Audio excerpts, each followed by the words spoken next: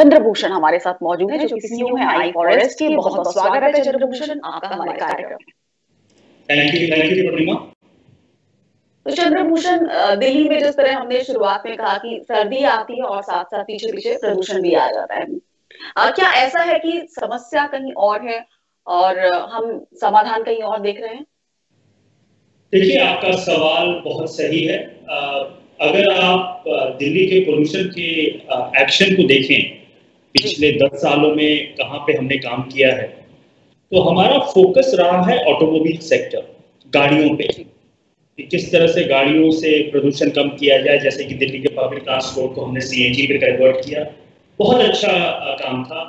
उसके बाद हमने गाड़ियों के जो प्रदूषण के जो स्टैंडर्ड्स हैं उसको स्ट्रिक्ट बनाया, यूरो 4 अब यूरो 6 गाड़ियां रोड पे आने लग गई हैं। लेकिन अगर आप एक तरह से पोल्यूशन का बैलेंस करें, कहाँ से पोल्यूशन आता है, तो ये बहुत क्लियर है कि दिल्ली में बस 20% पोल्यूशन गाड़ियों से आता है जी। 80% पोल्यूशन कहीं और से आ रहा है जी। वो कहाँ से आ रहा है 80%? देखिए, 80 वही है कि पहली बात ये समझना जरूरी है कि शहर के अंदर ही सारा सोल्यूशन नहीं है। दिल्ली का जो प्रदूषण है वो सिर्फ दिल्ली से नहीं निकल के आ रहा है, एक रीजनल एरिया जिसको एयरशेड कहते हैं, दिल्ली में प्रदूषण वहां से भी हो रहा है। तो दिल्ली के अंदर आप एक्शन लेंगे तो एक लिमिटेड सक्सेस आपको मिलेगा, लेकिन अगर आप दिल्ली के हवा को साफ करना चाहते हैं तो आपको रीजनल अप्रोच लेने की जरूरत है। और इस रीजनल अप्रोच में 3 मेजर सोर्स है पोल्यूशन के, 4 जी। पहला हो गया खाना बनाने का ईंधन। हमारे देश में आज के दिन भी हम बहुत सॉलिड फ्यूल यूज करते हैं, चाहे वो काउडंग हो गया, जिसको कंडे कहते हैं नॉर्थ इंडिया में, काउडंग, या बायोमास हो गया, लकड़ियों को जलाना, या फिर कोयला हो गया। तो जो बायोमास बर्निंग है, जो खाना बनाने के लिए, वो भी एक बहुत बड़ा स्रोत है प्रदूषण का, पहला। दूसरा स्रोत है इंडस्ट्री और थर्मल पावर प्लांट। दिल्ली के आसपास बहुत से इंडस्ट्रीज हैं और थर्मल पावर प्लांट है जो कि कोयले का इस्तेमाल करते हैं, उनसे भी बहुत प्रदूषण है। तीसरा स्रोत आपको पराली की हम बात करते हैं, आपने उसके बारे में चर्चा की, एग्रीकल्चर से पराली जलाना एक हो गया, लेकिन एग्रीकल्चर, आप जमीन को जब आप एग्रीकल्चर करते हैं तो उससे डस्ट भी निकलता है, तो एग्रीकल्चर प्रैक्टिसेस के कारण भी काफी होता है। और जो लास्ट सोर्स है वो है natural source. Delhi is on the border of Thar desert. हम जो है दिल्ली में वो थार के बॉर्डर पे, जिसके कारण कि बहुत से डस्ट डेजर्ट से भी आते हैं और लैंड से भी आता है। तो अगर इन चारों को देखें तो 80% प्रदूषण ये है, 20% गाड़ियां हैं। तो अब हम लोग गाड़ियों पे हमने काम किया है, अच्छा काम किया है, लेकिन सिर्फ गाड़ियों पे फोकस, जो कि अगर आप देखें पिछले कुछ सालों में, और सुप्रीम कोर्ट की भी जहां तक बात हो रही है कि हम सिर्फ गाड़ियों और रोड की ही बात करते हैं, उससे दिल्ली का प्रदूषण सॉल्व होने वाला नहीं है। कम जरूर होगा, लेकिन अगर हम दिल्ली को क्लीन एयर की बात करते हैं तो सिर्फ गाड़ियों के फोकस से दिल्ली का प्रदूषण कम नहीं होगा। तो गाड़ियों के पे कंट्रोल के साथ साथ बाकी जो 80% प्रदूषण है उस पर भी कंट्रोल करना होगा। आपने बात कही कि हम थार डेजर्ट के एकदम बॉर्डर पर हैं, तो वहां से भी प्रदूषण आता है। अब वहां से क्या तरीके हैं, वो एक ज्योग्राफिकल सिचुएशन ऐसी है, तो उसमें किस तरह से कंट्रोल पाया जा सकता है? देखिए, ये सिर्फ हिंदुस्तान में भी प्रॉब्लम नहीं है, बहुत से देशों में डेजर्टिफिकेशन के कारण डस्ट पोल्यूशन बहुत है और वहां पे मैसिव प्लांटेशन की जाती है, ग्रीन कवर किया जाता है, जिसके कारण कि आपके डस्ट पोल्यूशन कम हो, उससे डेजर्टिफिकेशन भी रुकता है। देखिए, डेजर्टिफिकेशन हमारे देश में बढ़ रहा है, 1/4 जमीन भारत का एक तरह से मरुस्थल बन चुका है, डेजर्ट हो चुका है, और डेजर्टिफिकेशन बढ़ते जा रहा है हमारे एग्रीकल्चर प्रैक्टिसेस के कारण। जिस तरह से हम लैंड को कल्टीवेट कर रहे हैं या अर्बनाइज कर रहे हैं, उससे काफी इंपैक्ट पड़ता है।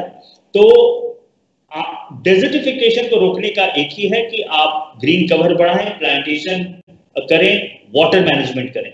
इन तीनों के अलावा डेजर्टिफिकेशन रुक नहीं सकता है। जी, तो आपको फॉरेस्टेशन बढ़ाना होगा, प्लांटेशन करना होगा, और जिस तरह आप कह रहे हैं कि जल संचय पर ध्यान देना होगा। पानी पर ध्यान देना होगा। साथ ही आपने जिक्र किया कि जो ये डस्ट आ रहा है थार से, वो कौन सा पोल्यूशन बढ़ाता है? क्या ये PM10 लेवल है? और क्या इसको कंट्रोल करने के क्या तरीके हो सकते हैं? क्या सरकार की ओर से इस दिशा में प्रयास हुए? अगर नहीं हुए, जो सफिशिएंट होने चाहिए थे, तो क्या किया जा सकता है? समाधान क्या है? सोल्यूशन क्या है? देखिए पूर्णिमा, पहला थोड़ा समय लूंगा समझाने के लिए कि पीएम है क्या। लोगों में काफी कंफ्यूजन है इसके बारे में। हाँ, तो पीएम का मतलब है पार्टिकुलेट मैटर। हाँ, और PM10 का मतलब है particulate matter less than 10 micron in size. हाँ, और PM2 का मतलब है particulate matter less than 2.5 micron in size. तो PM2.5 है वो PM10 का पार्ट है। PM2.5 is a part of PM10। ये माना जाता है कि PM10 जो PM10 to PM2.5 particle between 10 to 2.5 micron in size is largely from natural source। ये माना जाता है। और particle less than 2.5 micron in size is largely from combustion source. ये अब तक हम लोगों ने माना गया है। लेकिन अगर आप कोविड के समय देखें, बड़ा इंटरेस्टिंग फाइंडिंग है, सेंट्रल पोल्यूशन कंट्रोल बोर्ड ने इसका रिपोर्ट निकाला है कि जब पीक लॉकडाउन था हमारे देश में, जो कि 19 मार्च से लेके जो लॉकडाउन शुरू हुआ था, उस समय गाड़ियां बंद थी, इंडस्ट्रीज बंद थे, हमारे थर्मल पावर प्लांट भी बंद थे। फिर भी जो रेशियो है PM2.5 और PM10 का, वो ज्यादा था 2019 के कंपेयर में। तो ये निकल के एक बहुत इंपॉर्टेंट सवाल ये उठता है पूर्णिमा कि PM10 जबकि सब कुछ बंद है, तो PM10 आ कहां से रहा है? तो उसके दो ही स्रोत हो सकते हैं। एक कुकिंग फ्यूल, क्योंकि सब लोग घर के अंदर बंद थे, खाना बन रहा था, तो कुकिंग फ्यूल हो सकता है। और दूसरा हो सकता है कि there is some amount of PM2.5 coming from natural source, जिसको हम लोग डिस्काउंट कर रहे हैं। तो जो डेजर्ट से आएगा वो जनरल एजम्पशन है कि PM10 होगा, जो कंबस्शन सोर्स है वो PM2.5 होगा। तो दिल्ली में PM2.5 भी प्रॉब्लम है और PM10 भी प्रॉब्लम है। हम सिर्फ 2.5 को सॉल्व करके पोल्यूशन प्रॉब्लम सॉल्व नहीं कर सकते। हमें PM10 को एड्रेस करना पड़ेगा, तभी हम PM2.5 को भी एड्रेस कर पाएंगे। जी, तो आप जो बता रहे हैं कि बाकी 80% जो समस्या है उसका भी हमें समाधान खोजना होगा। आपने कहा कि हमें रीजनल अप्रोच लेने की जरूरत है। सिर्फ सिटी सेंट्रिक होके हम इसका समाधान नहीं ढूंढ सकते, क्योंकि 20% ही है वाहनों से या व्हीकल से जो पोल्यूशन होता है। बाकी पराली जलाने से आ रहा है, या जो ईंधन हम यूज कर रहे हैं, चाहे हम उपले जला रहे हैं, चाहे लकड़ी जला रहे हैं, वहां से आ रहे हैं।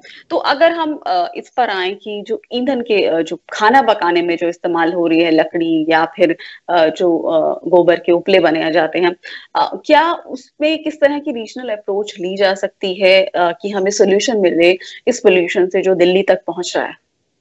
देखिए, पहली बात यह है कि जो सॉलिड फ्यूल उपले जो और लकड़ी जो हम घर में जलाते हैं, वो बहुत ही इंडोर एयर पोल्यूशन भी बहुत बढ़ाता है घर के अंदर। और जिसका सबसे अधिक इम्पैक्ट हमारे विमेन फोक्स पे है, औरतों पे है, जो खाना बनाती है। वो डायरेक्टली ये उनके लंग्स में जाता है और बीमारी बहुत बढ़ती है। तो एक चीज तो मानना पड़ेगा कि आप दिल्ली के पोल्यूशन को भूल जाइए, हमें सॉलिड फ्यूल को ऐसे भी खत्म करने की जरूरत है अगर हम एक हेल्दी इंडिया चाहते हैं तो। हाँ, तो ये तो हमें पहला लेके चलना पड़ेगा। इसका मतलब ये है कि हमें उन्हें LPG देने की जरूरत है, या फिर हमें इलेक्ट्रिसिटी देने की जरूरत है। देखिए, आज के दिन में सबसे इफेक्टिव और इफिशिएंट कुकिंग मेथड इलेक्ट्रिसिटी होते जा रहा है। वो जमाना गया जब हमारे पास बिजली नहीं थी। आज के दिन में हमारे देश में बिजली है, हमारे पास ओवर कैपेसिटी है बिजली का। और अगर आप शहरों में देखें, और हम लोग तो सर्वे कर रहे हैं उसको लेके, तो अर्बन पुअर जो हैं, जो कि आप जो इकोनॉमिकली वीकर सेक्शन है शहरों में, वो ऑलरेडी इलेक्ट्रिक कुकिंग पे शिफ्ट कर चुके हैं। बहुत इंटरेस्टिंग है, जो गरीब है वो इलेक्ट्रिसिटी पे जा रहा है, जो कि सबसे एफिशिएंट है, क्योंकि वो सबसे चीप भी है, अफोर्डेबल भी है। हाँ, तो अब हमें बहुत बहुत सीरियसली कुकिंग फ्यूल सब्स्टिट्यूशन की बात करने की जरूरत है, हेल्थ के लिए और एयर पोल्यूशन के लिए। जी, कुकिंग फ्यूल सब्स्टिट्यूशन की आपने बात की, इस पर जाने की जरूरत है, लेकिन ये जो प्रदूषण आ रहा है ये दूसरे राज्यों से आ रहे हैं, और ज्यादातर दूसरे राज्यों से आ रहे हैं।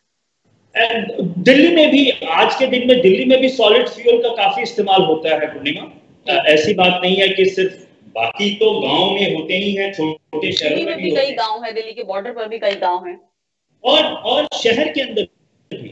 ये बड़ा इंटरेस्टिंग है कि शहर के अंदर भी अभी भी उपले का इस्तेमाल काफी है दिल्ली में, क्योंकि दिल्ली में कैटल पॉपुलेशन बहुत है। ऐसा नहीं है कि दिल्ली का कैटल पॉपुलेशन कम हो गया, तो दिल्ली के अंदर भी सॉलिड फ्यूल का कंट्रीब्यूशन बहुत अधिक है। चाहे आप तंदूर को ले लें जहां कोयले का काफी इस्तेमाल होता है जी, और उपले और लकड़ियों का इस्तेमाल घरों में काफी होता है जी। दिल्ली में ये भी एक बड़ा स्रोत है पोल्यूशन का, इस पर भी सरकार को, एडमिनिस्ट्रेशन को ध्यान देने की जरूरत है कि जो कुकिंग के जो तरीके हैं हमारे, उनसे जो पोल्यूशन आ रहा है उसको भी कंट्रोल करने की जरूरत है। कई बड़ा इसमें परसेंटेज होगा कुकिंग से जो पोल्यूशन हो रहा है उसका भी। इसके अलावा दिल्ली में जब सर्दियां आती हैं तो सड़क के किनारे आप देख लीजिए, लोग टायर जला रहे हैं, कुछ भी जो मिल रहा है उसको जला रहे हैं और सेक रहे हैं। बड़ी बड़ी कॉलोनीज है, उनके साथ एक स्लम भी जुड़ा होता है। लगभग हर इलाके में ऐसा है कि जहाँ एक अपर मिडिल क्लास रह रही है, साथ में एक स्लम भी है, तो वहां से भी काफी पोल्यूशन सर्दियों में खास तौर पे आता है। जी, तो दिल्ली में सर्दियों में देखिए, हमारे दिल्ली में काफी लोग इकोनॉमिकली वीकर हैं, ये पहले हमें रिकॉग्नाइज करना पड़ेगा। और वो लोग आउटडोर काम करते हैं जी, चाहे वो गार्ड की तरह से काम करें या सामान बेचने वाले की तरह से काम करें, हमें उनका भी ध्यान रखने की जरूरत है। अगर हमें उनका ध्यान हम उनका ना रखेंगे तो वो प्लास्टिक जलाएंगे, टायर जलाएंगे, लकड़ी जलाएंगे, क्योंकि उन्हें भी ठंड लगती है। तो एज ए ह्यूमेन सोसाइटी हम ये कहना बहुत आसान है कि आप उसको प्लास्टिक और रबर मत जलाओ, लेकिन हम उसको अल्टरनेटिव नहीं दे पा रहे हैं। हमें, और सिर्फ हमें सरकार पे ध्यान देने की जरूरत नहीं है, हम हर एक चीज सरकार पे ब्लेम करते हैं। बिल्कुल। एज ए सिटीजन हमें क्या करना है? अगर सोसाइटी में हमारे पास गार्ड्स हैं तो हमें उन्हें कुछ हीटिंग का अरेंजमेंट देने की जरूरत है। तो मेरे अंदाज से दिल्ली के लोगों को यह भी जानना जरूरी है कि अगर हम प्रदूषण कम चाहते हैं तो हमें भी कंट्रीब्यूट करने की जरूरत है। सरकार अपना काम करेगी और हमें सरकार को पुश करने की जरूरत है, लेकिन हमारी भी रिस्पॉन्सिबिलिटी है, सोशल रिस्पॉन्सिबिलिटी है, जो कि हमारे हित में है। एक तरह से देखिए तो वो हमारा सेल्फ इंटरेस्ट है। तो हमें इस चीज को लेके भी काम करने की जरूरत है।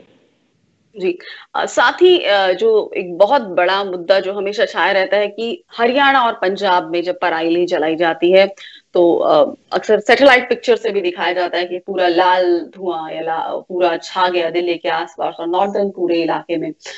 तो पराली को लेके आप कितनी बड़ी समस्या दिल्ली में पोल्यूशन के लिए मानते हैं और इसके आप क्या समाधान देखते हैं?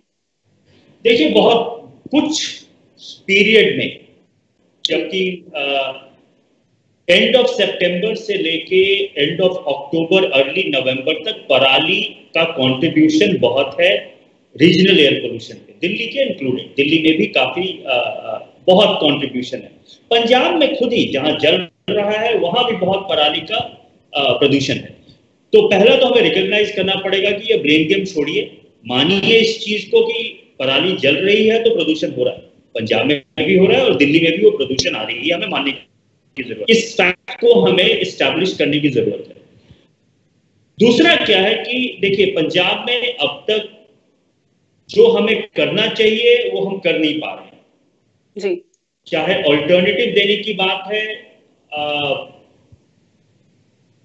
एक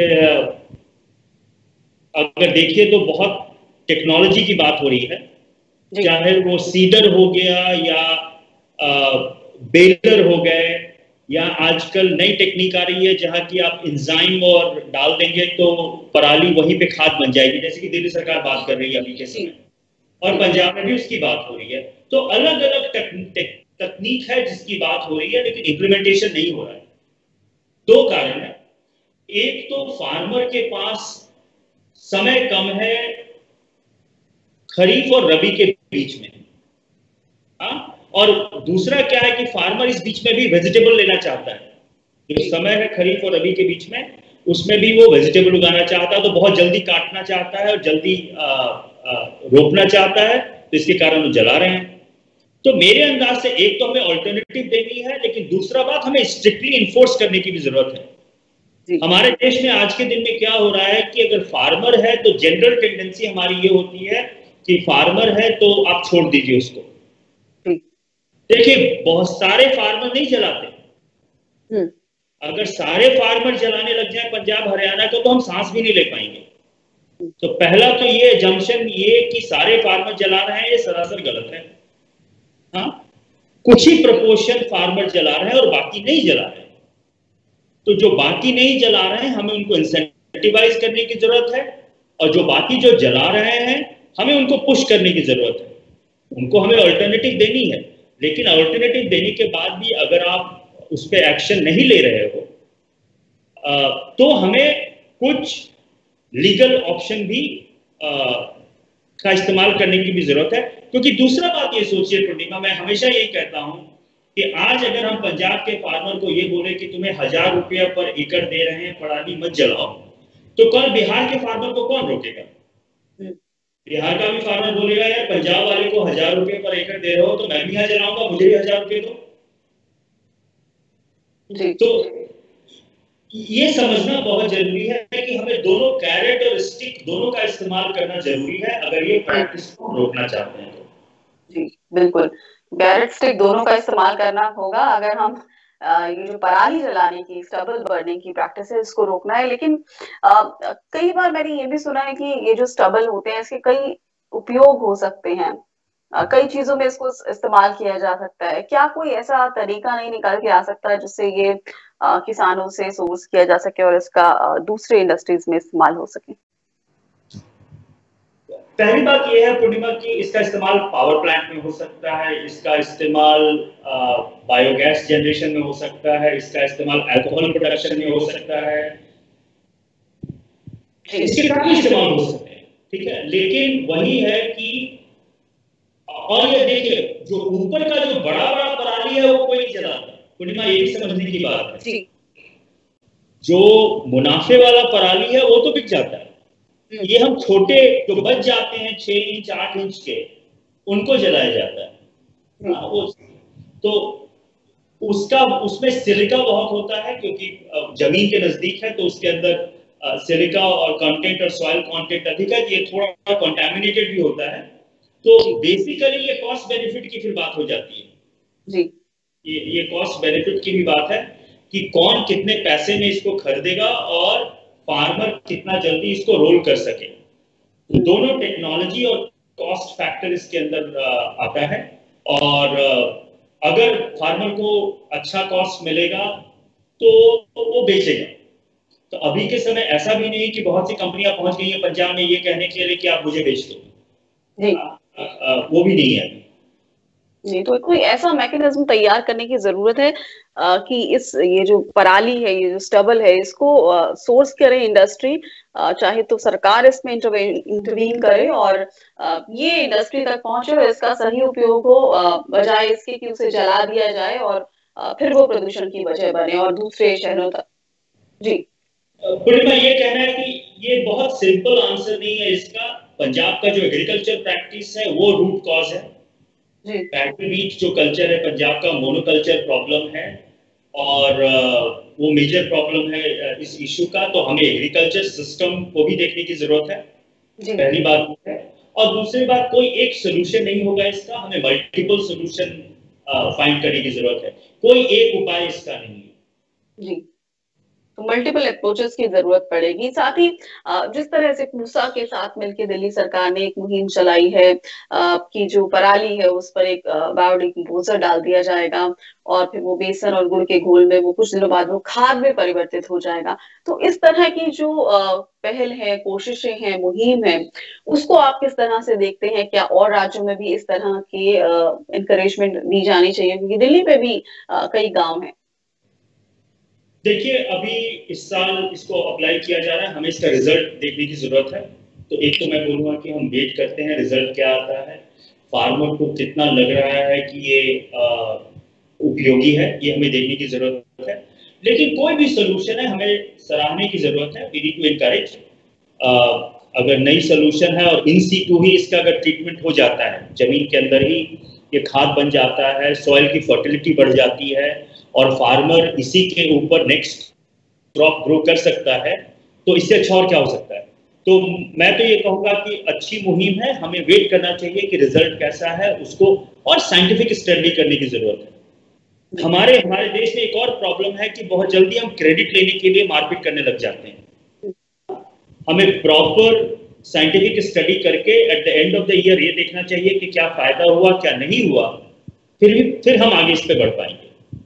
जी, तो पूसा के साथ मिलके किया है तो जाहिर तौर पर कुछ तो साइंटिफिक उसमें रिसर्चेस रही होंगी, और शायद आगे हम इसके उम्मीद करते हैं पॉजिटिव परिणाम मिले। अंत में मैं चंद्रभूषण आपसे यही जानना चाहूंगी कि जिस तरह आपने बताया कि थार डेजर्ट के एज पर हम हैं, वहां से भी डस्ट आता है, कुकिंग प्रैक्टिसेस ऐसी हैं दिल्ली में या दिल्ली के आसपास के इलाकों में जहां पर उपले जलाए जाते हैं, लकड़ी जलाई जाती है, या सर्दियों में किस तरह के टायर जला के लोग उसका इस्तेमाल करते हैं, प्राइमरीली कुकिंग पर आपने चर्चा की। तो ये जो सोल्यूशन आने चाहिए इन सब समस्याओं को लेके, वो सोसाइटी में अपने आप आ पाएंगे क्या? क्योंकि अगर एक समाज का एक वर्ग है जो कि बहुत ही हैंड टू माउथ जी रहा है, तो वो कहाँ से ऑल्टरनेटिव लेकर आएगा और वो कहाँ से समस्या को समझेगा जब उसकी वो रोजाना अपनी एक रोटी के लिए लड़ रहा है। तो सोल्यूशन कहाँ से आने चाहिए इस को लेकर कि जो कुकिंग की प्रैक्टिसेस हैं उसको लेके, क्योंकि आपने कहा रीजनल अप्रोच होनी चाहिए, और बाकी आपने कहा कि जो धूल आ रही है थार से, डेजर्ट से, उसके लिए फॉरेस्टेशन होना चाहिए, प्लांटेशन होना चाहिए। तो ओवरऑल जिन 4 पहलुओं पर आपने बात की, चाहे स्टबल बर्निंग की बात हो और जो 20% व्हीकल से पोल्यूशन हो रहा है, तो इसको सम अप करते हुए इस पूरे डिस्कशन को क्या समाधान आप सजेस्ट करना चाहेंगे और वो समाधान कहाँ से आने चाहिए? देखिए पूर्णिमा, ये इतना कॉम्प्लिकेटेड प्रॉब्लम है कि हर एक लेवल ऑफ गवर्नमेंट को इन्वॉल्व होने की जरूरत है, पहली बात ये। दूसरी बात, हमें प्राइवेट सेक्टर और सिटीजन्स को भी इन्वॉल्व होने की जरूरत है, कंपनियों को भी इन्वॉल्व होना पड़ेगा। ये सिर्फ सरकार के बस की बात नहीं है। देखिए, सरकार पे हमने पिछले 10-15 साल से हमने बोला कि सरकार को ये करना चाहिए, सरकार ये करेगी। सरकार जो कर रही है थोड़ा और करे, लेकिन ये सिर्फ सरकार से सॉल्व नहीं होगा। पहली बात ये है कि हमें एक सोशल सभी लोगों को इन्वॉल्व होने की जरूरत है अगर हम प्रदूषण को कम करना चाहते हैं, पहला बात ये। दूसरा बात यह है कि कुछ नेशनल पॉलिसी से ठीक होगा, कुछ स्टेट पॉलिसी से ठीक होगा, कुछ लोकल गवर्नमेंट को भी काम करने की जरूरत है।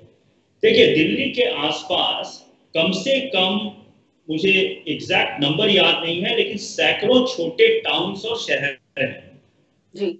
अगर दिल्ली के 300 किलोमीटर रेडियस को हम देख लें, तो छोटे म्युनिसिपल काउंसिल हो गए या म्युनिसिपल कॉर्पोरेशंस भी हैं, तो और दिल्ली खुद ही बड़ा है, उसके आसपास एनसीआर टाउन्स हैं, उसके बाद इतने हजारों गांव हैं। तो एक तो नेशनल लेवल पे हमें काम करना पड़ेगा। नेशनल लेवल पे जैसे या तो हमें कोल बेस्ड पावर प्लांट है, उसके इन्फोर्समेंट करने की जरूरत है, स्टैंडर्ड इन्फोर्समेंट। स्टेट लेवल पे जैसे दिल्ली काम कर रही है, शहरों के अंदर गाड़ियों पे काम हो रहा है, डस्ट पे काम हो रहा है, पराली पे काम हो रहा है, वो करने की स्टेट का रिस्पॉन्सिबिलिटी और स्टेट को करना चाहिए, और लोकल गवर्नमेंट की बहुत अधिक रिस्पॉन्सिबिलिटी है। अल्टीमेटली हमारे देश में क्या हो रहा है कि लोकल गवर्नमेंट पे, जैसे कि आप खुद देखिए दिल्ली में म्युनिसिपल कॉर्पोरेशन की चर्चा तक नहीं होती है। हम राज्य सरकार और केंद्र सरकार की बात करते हैं, लेकिन जो हमारे जो काउंसलर्स हैं और मेयर्स हैं दिल्ली के अंदर, काफी म्युनिसिपल कॉर्पोरेशंस हैं, वो क्या कर रहे हैं कुकिंग फ्यूल चेंज करने के लिए, या रोड से धूल हटाने के लिए, या वृक्ष रोपण करने के लिए, या गरीबों को हीटिंग के सामान देने के लिए, वो म्युनिसिपल कॉर्पोरेशन की रिस्पॉन्सिबिलिटी है। सब कुछ स्टेट गवर्नमेंट और सेंट्रल गवर्नमेंट नहीं कर सकता है। तो हमें तीनों लेवल ऑफ गवर्नमेंट में रिस्पॉन्सिबिलिटी डिवाइड करने की जरूरत है। और दूसरा क्या है कि रीजनल अप्रोच, मैंने आपको पहले भी बताया था कि एक राज्य खुद ये काम नहीं कर सकता, और सभी राज्य से देखिए, दिल्ली ही सिर्फ प्रदूषण नहीं झेल रहा, हरियाणा भी झेल रहा है, पंजाब भी झेल रहा है, उत्तर प्रदेश भी झेल रहा है, सभी लोग झेल रहे हैं। और हमें सभी लोगों के साथ काम करके एक रीजनल एक्शन प्लान बना के और इम्प्लीमेंट करने की जरूरत है। जी, रीजनल एक्शन प्लान बनाकर उसे इम्प्लीमेंट करने की जरूरत है। चाहे लोकल बॉडीज की बात हो, चाहे स्टेट लेवल की बात हो, चाहे सेंट्रल लेवल की बात हो, सबको ही मिलकर साथ आना होगा और इस समस्या से इसके समाधान ढूंढने होंगे, उन्हें इम्प्लीमेंट करना होगा, एक्शन लेने होंगे। तो बहुत बहुत शुक्रिया चंद्रभूषण इस चर्चा का हिस्सा बनने के लिए। और हालांकि ये चर्चा ये विषय इतना बड़ा है कि इस पर जितनी लंबी चर्चा हो पाए कम है। अगले एपिसोड में हम कोशिश करेंगे कि इसके एक एक पहलू पर बातचीत करें, चाहे ब्रिक किल्न की बात हो, चाहे सड़कों पर उठने वाली धूल की बात हो। कहीं ना कुछ मुद्दे छूट ही जाते हैं, तो हम कोशिश करेंगे विस्तार से सभी पहलुओं पर चर्चा करें। और बहुत बहुत शुक्रिया इस कार्यक्रम का हिस्सा बनने के लिए चंद्रभूषण, जो कि सीईओ है आई फॉरेस्ट के और वेल नोन एनवायरमेंटलिस्ट हैं। इस विषय पर हमें विस्तार से जानकारी दे रहे थे। धन्यवाद।